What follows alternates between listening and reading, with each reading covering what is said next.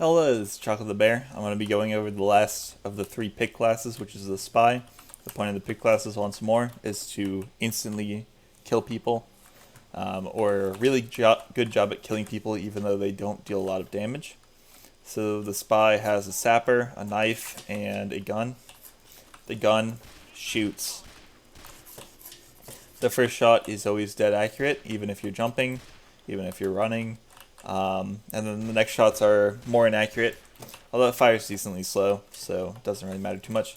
The knife, it deals less damage than a regular melee weapon. I think it deals 35 damage like a scout, except it one-shots from behind. So the spy's main job is to get behind people. The gun only does like 40-50 damage.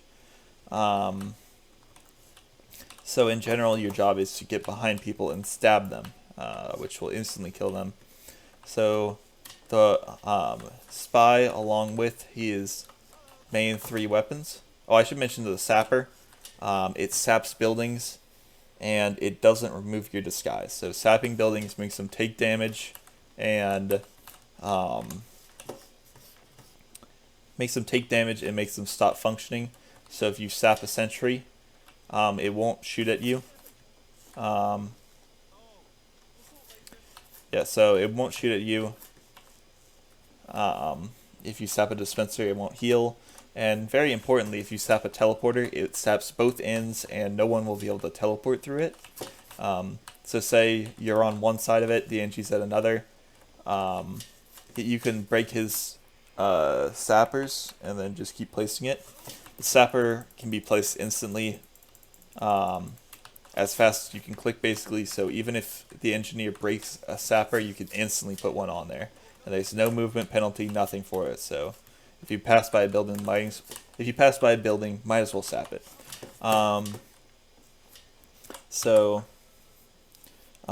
He also has a cloak and a disguise. So this is how the spy gets behind people. You can cloak, and then you have a cloak meter. As soon as it runs out, you stop being cloaked. It takes like half a second for you to cloak, and then like a second to uncloak, and after uncloaking you can start attacking. If you can't uncloak and attack immediately because that'd be too strong, so this is me trying to attack as quickly as I can after I uncloak, and this is me holding down the button, so it's not just like me guessing the time. That's actually as soon as you can attack. Disguise though, you can basically disguise as an enemy team member. Important note with the disguise, you will not take damage from sentry guns. Sentry guns will not shoot at you. Also, unlike the cloak, you can always attack, and attacking will remove my disguise. Like I said earlier, the sapper will not remove my disguise. So yeah, you pretty much always want to be disguised as a spy, any chance you get. There is a quick disguise button, which is B. I think this is actually the only use of B in the game. I don't think anything else is attached to it, but very useful. If you hit B, it will also change to whatever weapon that class should have out in your slot. So if I have my melee weapon out and I hit B, it'll change to me holding my melee weapon in that character model. So I'll start holding the bottle if I hit B here. I'll start holding my grenade launcher if I hit B here. We'll disguise as a demo. And I'll hit B. If I hit B while holding out my sapper, I'll pull out the sticky bomb launcher. So important note, if you disguise as a class, you'll also run as quick as them, as long as you're not invisible. Say, if I'm disguised as a heavy, I'll run as quick as a heavy. If I cloak again, I will stop being as slow as a heavy, but then if I reappear again, I'll be as slow as a heavy. So in general, you want to become something that has the same speed as you, which is medic, spy, and scout. But also like pyro, engineer, and like demo men and sniper like don't have that bad of a movement penalty. Just in general, if you're not disguising as a soldier and a heavy, you're fine. But soldier and heavy are very slow classes, so don't disguise as them. So yeah, you can use the invisibility and your disguise to get past enemy sentries, sap them, and then pretty much you just pick a target and try to kill them. Important note, cloaking and stabbing people have very distinguishable sounds. If you uncloak right behind someone, they'll hear you and they'll kill you as long as they're like paying attention. And if you stab someone, a lot of people will turn around and kill you, because stabbing people makes people just go, "Oh!" and then they'll just all turn around. So as soon as you stab someone, you in general want to cloak away, because if the rest of their team is aware, they'll kill you. You're not gonna be able to get more than one kill as a spy at a time, unless you're against like players that aren't paying attention. So yeah. So spy weapons. I was not using his default pistol here. This is not the default pistol. The default pistol, it just does damage. This pistol, it gives you extra cloak. So you can cloak for longer. You can stay invisible for longer, but it does less damage. This is my personal favorite, because in general you just want to be getting behind people, and that extra cloak can help a lot. It also gives you a little bit cloak back on hit, but that doesn't really matter too much. The extra cloak duration is where it really matters. Ambassador can let you get headshots, but it fires slower and does less damage. So if you aren't getting headshots, it just does less damage. And at like point blank range, these headshots can deal like 120 damage. So really interesting weapon. Like I said, the first shot from a spy is always dead accurate. So if you give it time to reset, kind of like the Deagle in Counter-Strike, it'll always be dead accurate, even if you're jumping. Notably, the default crosshair looks terrible here. You can tell that I don't use the Ambassador much, because I still have the default crosshair on dynamic, and it looks awful. Because you see that it just gets massive every time I shoot. Anyway, Ambassador, it got nerfed a while back. It used to be a really good weapon. Now it's not. Enforcer, it does extra damage while disguised. So if you're disguised and you shoot someone, then you deal 20% extra damage, but it has a 20% slower firing speed. The idea is if you see someone on low health, important note with the spy, you can see everyone's health. So if you see someone on low health, the enforcer is extra good at killing them. Say the medic's like over here and he's at 40 HP, and I'm like right here, I can like just take a shot and leave. If the idea is with the enforcer, you hit that shot, you can kill people easier. Enforcer's good. And then Diamondback, after you get a kill with your knife, or every time you sapper a building and destroy it, you get a crit. It does less damage normally, but the crits deal 3 times extra damage. So if you are getting a lot of stabs, if you're against a bad team, it can be really useful. Like I said, though, a lot of the time after you get a stab, you kind of die. But if you do get a pick, say I go up and kill the sniper and then cloak away, then I just have that crit saved up. It can be really, really useful for later. Next up, we get the knife. Default, really good. Spycicle, it makes it so that you, after taking damage from fire, you become invincible to fire. So important note with spy, if you take damage while invisible, you are revealed, and if you're on fire, you're completely revealed. So if you get on fire as a spy and you're like behind the enemy and you don't have a place to run, you die every time. So the idea with the spycicle is it gives you an extra bit of way to survive. The problem is it melts your knife, essentially. So if you take fire damage, your knife will cease to exist, and you won't be able to stab the person that you were about to stab. So say you're right behind the medic, and then the pyro spy checks, he finds you, your knife goes away, suddenly you don't have a weapon, you're right in the middle of everyone anyway, you're going to die. So it gives you an extra bit of survivability, but the trade-off is you won't be able to kill people sometimes because you'll take damage and then your knife will go away at like some pretty bad times. That's why I don't use it. In general, it's pretty good though. My example is very fringe, so spycicle is a very good weapon. Extra survivability is really good. Big earner. After killing someone, you get cloak and a speed boost. So, speed boost, you can stab people many times in a row. You can see that the knife speed is very quick. So if I'm constantly behind the enemy team, I can kill them all very quickly, as long as they don't turn around. So the idea with the big earner is you stab one person, then you go to the next, then you go to the next, and if you want to leave, you have a speed boost and extra cloak. The problem is you have 25% extra health, which means you'll be one shot by soldiers and demos. So you only have 100. You only have 100 health.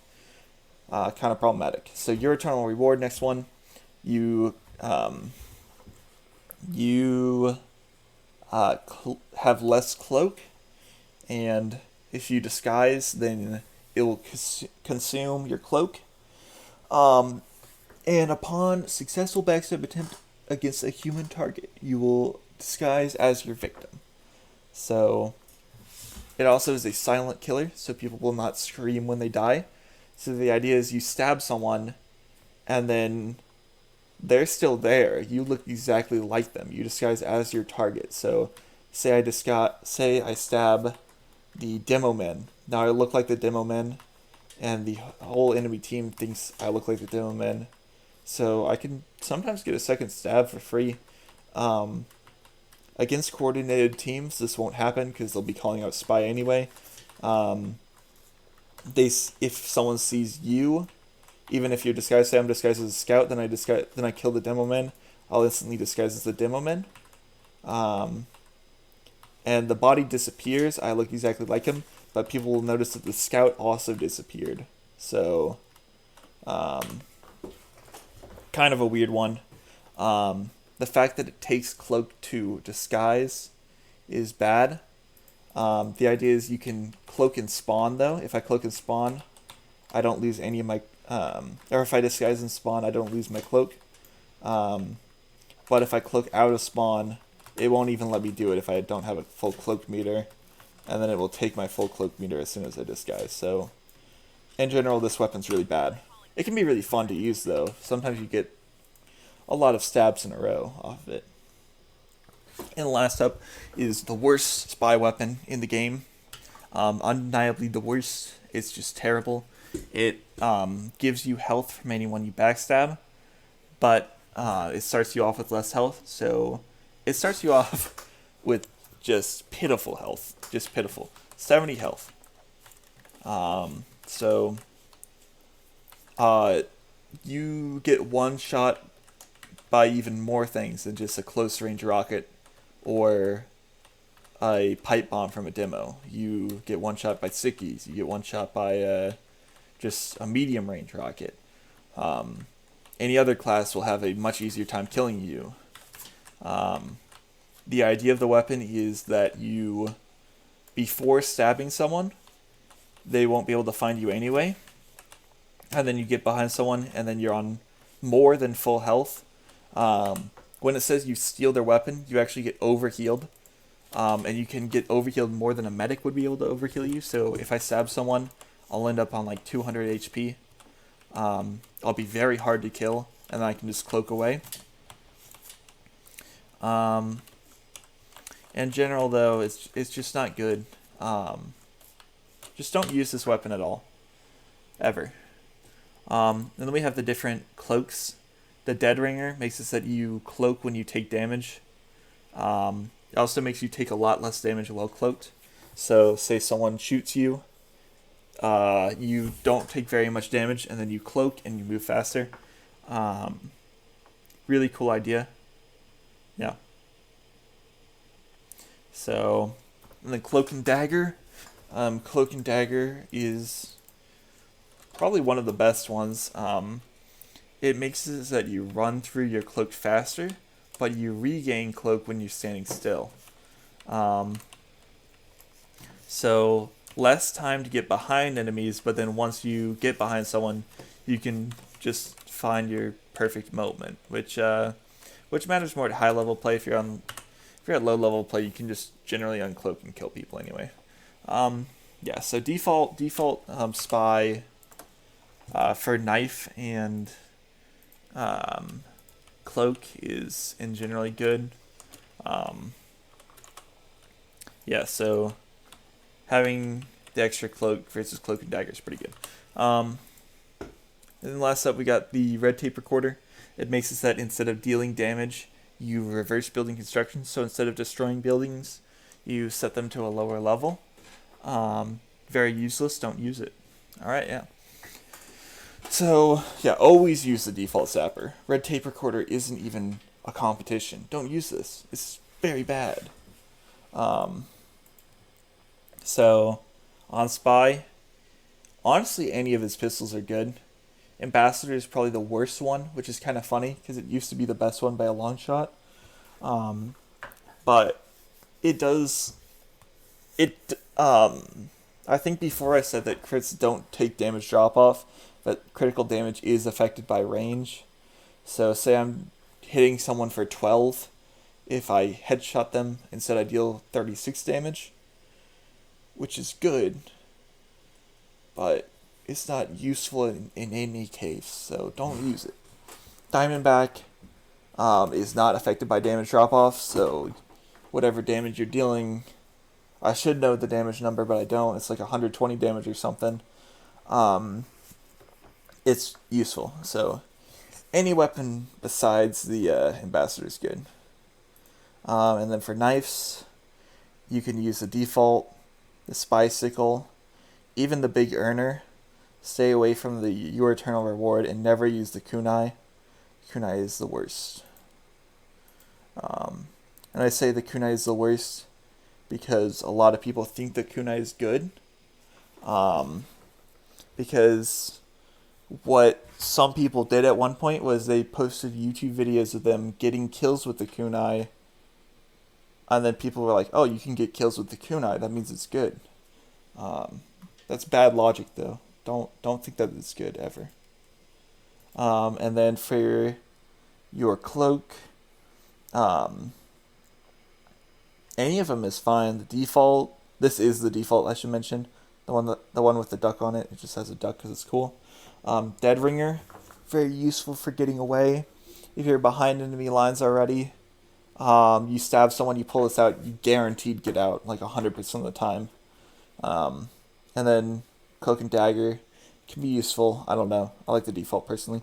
So that's pretty much it for spy. In general, getting behind enemies is very difficult. They can hear you. I should mention that you can always hear someone's footprints even if they are cloaked. This isn't the most useful thing because there is a lot of noise in TF2, but the uncloak, the stab, it's kind of hard to get a lot of kills as spy, but it can be very useful for assassinating one person. Very useful for, say I sap a sentry, then it doesn't shoot people. It doesn't shoot me, but it also doesn't shoot my teammates. So if I sap a sentry, the engineer can destroy the sapper, but if my teammates are quick enough, if we're coordinated enough, we can destroy that sentry. So spy, he really is the pickest of a pick class. You're using him to get very specific kills. Or just anyone that you see just wandering around alone. But yeah, spy kind of hard to get kills with. In general, not the most useful class. I think out of everyone, like spy is technically the worst class in the game. This is at a high level though. If you're at a low level, like just casual or something, you can just run in as spy and have a great time. So don't worry too much about playing spy. You can always have a good time with them. Yeah, so try them out. Have fun. Bye-bye.